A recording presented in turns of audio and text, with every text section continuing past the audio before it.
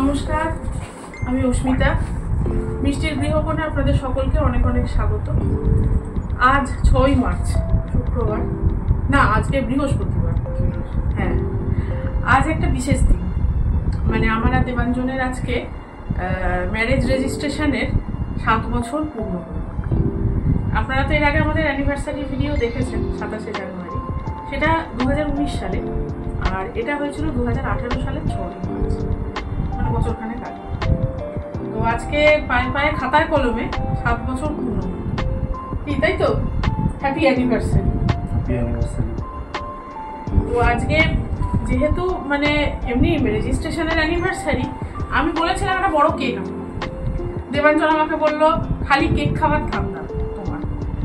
আচ্ছা ঠিক আছে, তাহলে একটা ছোটখাটো কেক আনি, একটা সেলিব্রেট তো করতে হবে, বলুন না, একটা কেক তো বানতে হয়।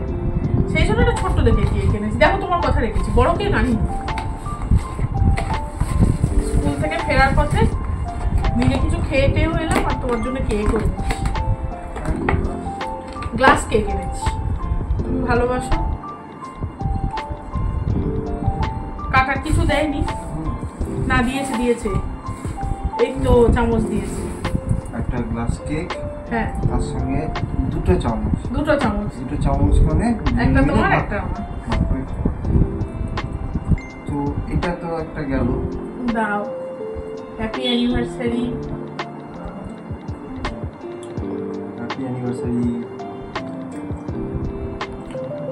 আমি দেখাই আমি কি এনেছি।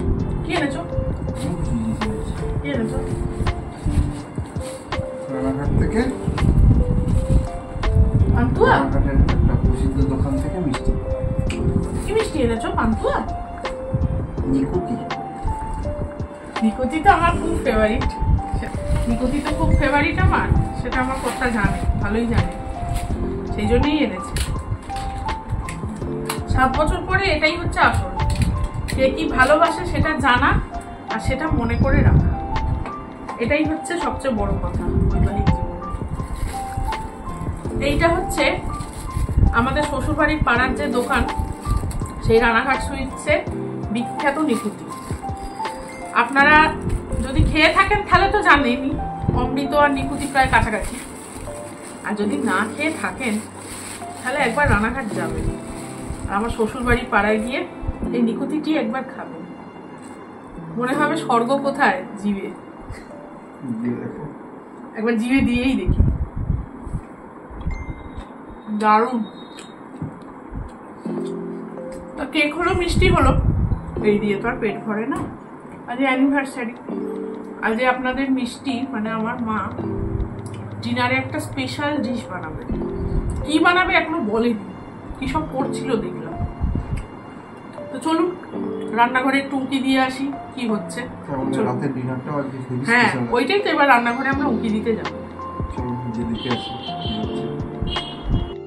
বন্ধুরা, আপনারা তো শুনলেন আজকে মেয়ে জামাইয়ের আইনত বিবাহ বার্ষিকীর জন্য একটা স্পেশাল রান্না করব। সেটা হচ্ছে আলুর পরোটা। আপনারা ভাবতে পারেন আলুর পরোটার কি এমন স্পেশাল? না, এটা হচ্ছে কোনো রকম মাখা বেলা পুর ভরা এসব থাকবে না। দেখুন কি করে করি। আমি 4টে আলু নিয়েছি সেদ্ধ করা। 4টে আলুকে সেদ্ধ করে এই যে খোসাগুলো ছাড়িয়ে নিয়ে দেখাচ্ছি আপনাদের। বন্ধুরা দেখুন, একদম সব খোলা ছাড়ানো হয়ে গেছে। এবার আমি একটা এই গ্রেটারে আলুগুলোকে একদম সুন্দর করে একদম কুড়িয়ে নেব, যাকে বলে। কেন বলুন তো? যেন কোনো লাম্প না থাকে। লাম্প থাকলে কিন্তু আলুর পরোটা ভালো হবে না। একদম সুন্দর করে এটা কুড়িয়ে নেব। কুড়িয়ে নিয়ে তারপরে মাখবো। দেখুন কি সুন্দর হচ্ছে, দেখেছেন? পোড়ানো এইরকম হবে। বন্ধুরা দেখুন, আলু পোড়ানো হয়ে গেছে। এবার আমি যে পাত্রে জিনিসটা করব সেই পাত্র একটা নিয়ে নিয়েছি। এটা একটা রুটি মাখার বোল। তো আমি রুটি মাখার বোলটাতেই করতে সুবিধা হবে। এবার ভালো করে এটাকে চটকাবো। হাত আমার কিন্তু পরিষ্কার। আর যত মানে এটা ভালো করে ফাইন করে মানে মাখা হবে, তত কিন্তু আলুর পরোটা সুন্দর হবে, নরম হবে। আর মানে একদম সুন্দর হবে। দেখুন এটা ভালো করে চটকাই যাবে। আলুটা সুন্দর করে মেখে নিয়েছি। এবার এতে পর্যায়ক্রমে কি কি দিই দেখুন। প্রথমে দেবো একটু পেঁয়াজ কুচি। পেঁয়াজগুলো কিন্তু খুব ফাইন করে আমি চপ করেছি। আচ্ছা, তারপরে দেবো একটু রসুনের কুচি, সেও ভালো করে চপ করা আছে। আচ্ছা, এরপরে দেবো ভালো করে ধুয়ে ছোট ছোট করে কাটা ধনেপাতা। ধনেপাতা দেবো।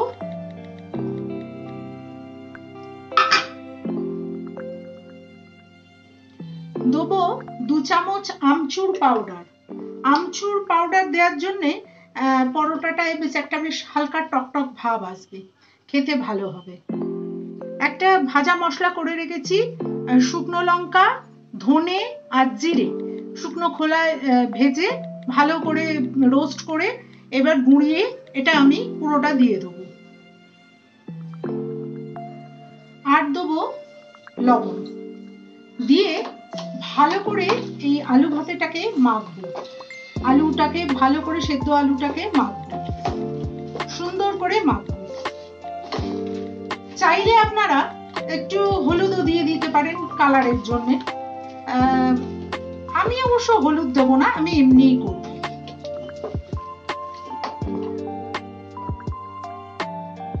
আলুটা দেখুন সুন্দর করে মাখা হয়ে গেছে। এবার দেবো এর উপর 2 কাপ ময়দা। 2 কাপ ময়দা, আন্দাজ এই আপনার 400 গ্রাম মতো ময়দা দেবো। 400 গ্রাম মতো ময়দা দিলাম। দেবো একটু জোয়ান, টেস্টটা ব্যালেন্স করার জন্য। দেবো সামান্য একটু চিনি, এটা টেস্টটা ব্যালেন্স করার জন্য। আর দেবো সামান্য একটু রিফাইন্ড তেল। অনেকে সরষের তেল দেন, আমি আর সরষের তেল দিলাম না, একটু রিফাইন্ড তেল এই 2 চামচের মতো দিলেই হবে, বেশি দেওয়ার দরকার নেই, বাস এই যথেষ্ট। খুব সামান্য একটু দেবো বেকিং সোডা, খুব সামান্য, এই 1/4 চা চামচ। এইবার একটু একটু জল দেবো আর পুরো ব্যাটারটাকে আস্তে আস্তে, খুব অনেকটা জল একসঙ্গে দেবো না, একটু একটু করে জল দেব। আর আলুর সঙ্গে ময়দাটা ভালোভাবে মিক্স করাবো, করে একটা ব্যাটার তৈরি করতে হবে। দেখুন আস্তে আস্তে এটা করতে হবে, অল্প অল্প করে জল দিতে হবে আর সমানে এটা ভালো করে মিশাতে হবে আলুর সাথে। একেবারে অনেক জল দিয়ে দিলে বেশি পাতলা হয়ে যাবে, বেশি পাতলাও হবে না, আবার খুব একটা ঘনও থাকবে না। বন্ধুরা দেখুন একদম সুন্দর মাখা হয়ে গেছে, দেখেছেন?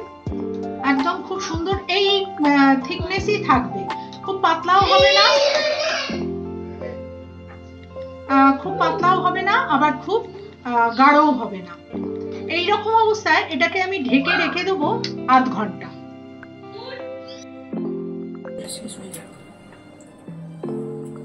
বন্ধুরা এই প্রথমে একটুখানি প্যান বসিয়ে, প্যানটা গরম হলে একটুখানি অয়েল ব্রাশ করে নেব।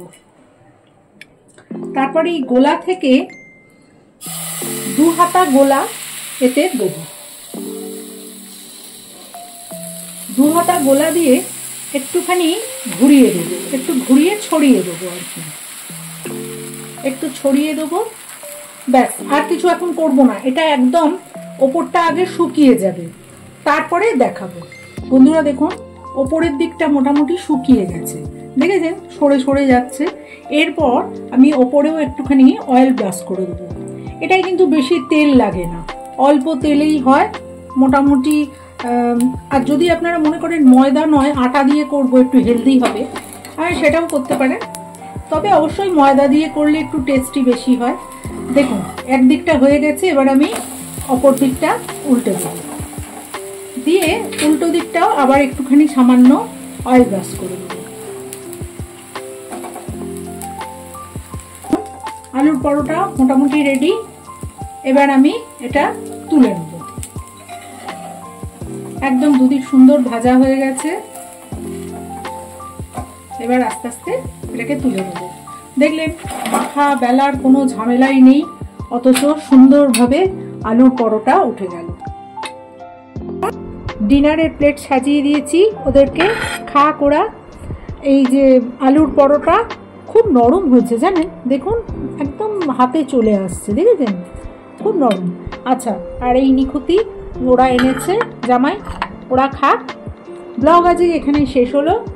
কেমন লাগলো ব্লগটা আমাদের জানাবেন, আর ভালো লাগলে একটা লাইক শেয়ার করবেন, আর আমার চ্যানেলটাকে সাবস্ক্রাইব করে আমাদের পাশে থাকবেন। আপনারা সবাই ভালো থাকবেন, সুস্থ থাকবেন। নমস্কার, আবার দেখা হবে নেক্সট ব্লগে। টাটা।